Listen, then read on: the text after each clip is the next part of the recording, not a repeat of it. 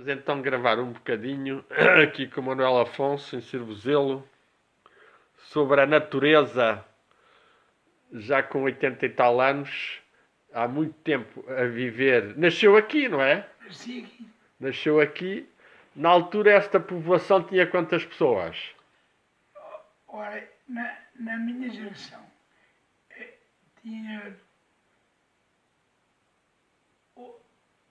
80 pessoas. E gado, cabras e ovelhas, quantas é que teria? Cabras mais ovelhas. Mais que ovelhas, pois era. Cabras andava à volta de 1000. 1000. E ovelhas umas 50. 50 só. A ovelha não se dava tão bem aqui, era?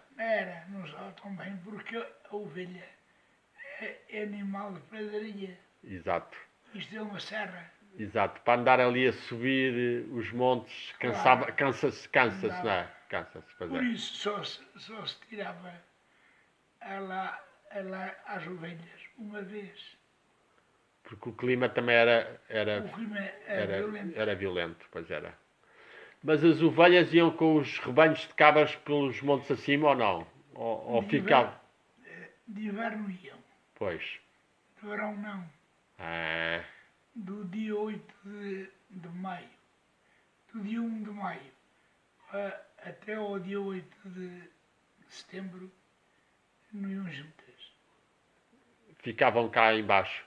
Ficavam elas cá embaixo, cabras que qualquer motivo estivessem mancas ou assim. Exato. E os campos em que elas ficavam, estavam aqui junto à aldeia ou eram mais para baixo até? Junto à aldeia. Junto à aldeia. Mas pois. fora da aldeia. Mas fora da aldeia, pois era. Porque havia sempre o problema dos lobos, se estivessem muito Claro. longe, que era sempre perigoso, Claro, não era? claro. Pois era. Pois era. Cabras. Portanto, foi uma mudança muito grande estes 70 anos de vida. Eu fui pastor Pois. e as pontas existem, é preciso juntá-las. Diz a lenda que Cirvozelo nasceu junto a um silvado. Uhum. E em sítio nenhum crescem silvas como aqui. Muita silva, pois é. E nós encontramos em todos os documentos Cirvozelo escrito com S, porque deriva de silva. É interessante. A lenda diz que se veio aqui instalar uma mulher chamada Leonor, fugida ao pai, porque não aprovava O casamento, o namoro. o namoro. Pois é. Ela convencida de que nestes confins do mundo ninguém veio encontrar. Aqui viveu e se instalou e fez pastora. E teria dado origem à povoação. E há um penedo que eu conheço bem chamado Eira da Leonor. Que fica, para onde é que fica? Em que zona é que fica? Fica na Picota. Na Picota. E o sítio em frente, um rochedo, Sim. de onde a lenda diz ela ter sido descoberta por uma viada do pai, chamado Varandas do Rei. Fica lá junto também à Picota. Sim. Exato. Mas não há restos de construções lá, nada. Não. Nada. Pois. Picota, antes, isto, a lenda diz, e como está certo, há um sítio onde fosse preferida uma sentença, ficava chamando-se Picota. Pois. Era uma espécie de pelourinho, num sítio onde se administrava a justiça. A justiça. E o indivíduo que estava com ela Sim. foi ali sentenciado à morte. Chato, pois. E o sítio sentenciado a ser queimado vivo. E o sítio onde ele, que é perto da Picota, pois. é mais discreto, sempre se ficou chamando Facho. Curioso.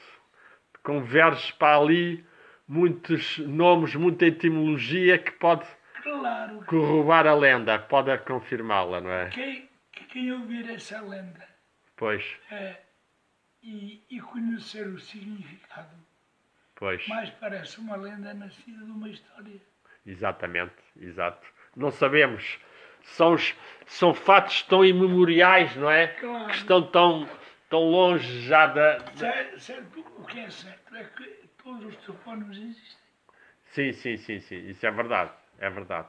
Aqui não apareceu moedas antigas, assim, romanas, nem portuguesas muito antigas. Nunca apareceu assim grandes coisas, não é? Não, nunca houve escavações assim. Nunca houve escavações aqui grandes, fortes. Para não. Nunca houve escavações a esse nível. Pois é. Havia aqui um sítio chamado Telheira. Sim. E eu tinha o meu pai uma propriedade nesse sítio. Quando da lavrada viam-se vestígios de telha. Pois. Isso é que podia ter sido os romanos, ou que podia ter sido. Pois. E há um sítio chamado Barreiros. Pois. Se calhar de onde teria vindo o barro. Pode ser. Telha. Pois é. É verdade. Mas tinha que se fazer investigações maiores, não é? Escavar um bocadinho. Mas há pouco dinheiro para a arqueologia, não é? Sempre um problema, não é? A arqueologia, eu gosto dela. Mas é um processo caro. Exato. Mas que podia trazer muita riqueza e muito conhecimento do passado ao de cima, não é? Claro que sim. Pois é. Ali em Chaves, eles têm um museu com muito marco miliário, com muita área votiva, não é? Tem muita coisa valiosa dos romanos, não é? Pois tem. Pois é. Aqui, o romano chamava até Água Flávia. Água Flávia, pois era. Do imperador Flávio, as termas, pois é. Pois é. Foi aqui uma passagem do Império Romano importante. Aqui esse Cirvozelo, não sabemos se Montalegre tinha o castelo, é natural que houvesse ali povoação romana também, não é? Ora, segundo aquilo que a história diz, Sim. quando Afonso Henriques partiu para Badajoz, o rei de Espanha, que era genro dele, deu-lhe a liberdade em troca de terras aqui no norte de Portugal. E diz que ele cedeu aqui a zona de Montalegre, foi? Sim. Pois, é interessante. Isso não sabia. Pois é. Isso não sabia. Pois, foi uma época em que realmente a noção de pátria ainda se estava a formar, não é? Claro. Hoje em dia está-se a transformar, não é? Agora está-se a criar uma noção de um mundo cada vez com menos pátrias, não é? Com certeza. Agora vai tendendo a um certo internacionalismo em que as pessoas já não têm muitas vezes uma cultura muito própria, e isso é uma pena, não é? Porque havia muita cultura muito valiosa de cada povo, não é? E quanto a mim, a língua faz fronteira. A língua devia fazer certas fronteiras, pois. Pois, apesar daqui haver uma boa relação com a Galiza, não é? Sempre houve, não é? Sempre houve. Não havia fronteira praticamente, não era? Não, até que nós aqui vivíamos mais com eles com alguns daqui. Com o resto de Portugal, pois era. Estavam mais abertos no fundo ao norte da Galiza do que para baixo, não era? Há um espaço grande entre nós e eles, as serras gerais. Mas se você caminhar daqui no sentido noroeste, a primeira aldeia que encontra é espanhola. Exatamente, pois é. Exatamente. E depois vai parar a Verim, não é? Verim também foi uma zona já importante nos romanos, não é? Pois é. Foi até que o rio Lima, os romanos não chamavam Lima, era o Letes. Letes, pois é. Diz que achavam que quem o atravessasse perdia a memória, não é? Isso é um grande mistério, realmente, o além, não é? Diz que os iniciados romanos e gregos, quando chegavam ao além, não deviam beber a água do Letes, mas deviam beber a água que dava a memória eterna. Ou seja, esse Letes pode ser uma coisa simbólica de nós aqui na Terra não estarmos só a viver identificados ao corpo físico que vai acabar, mas também nos identificarmos com a nossa alma eterna. E, portanto, pelas nossas orações, pelas nossas reflexões, pelas nossas meditações, chegamos à experiência que somos espíritos eternos e que, portanto, quando morrermos, não perdemos a memória, não acabamos no corpo, mas como alma e espírito conseguimos avançar e entrar no mundo espiritual. Eu, quando a construção da barragem de Pisões passava desculpe, Já te quer um bocadinho de água? Não, pois. À porta do cemitério de Lamas. Diz a tradição os fogos fatos. Que havia fogos fatos nos cemitérios. Sim. Eu, se os visse, não tinha medo. Bom. Pois. De dia, com a luz do sol, não se vê. Não se vê, pois é. Mas de noite, digamos. Mas chegou a ver alguma vez ou não? Chegou a ver. Pois. Mas sabia o que era? Que era a decomposição do corpo a deixar, pois é, exato. Aqui, tradição de verem mesmo espíritos, não há nenhuma história assim de alguém que tenha apanhado um susto ou que tenha visto qualquer coisa.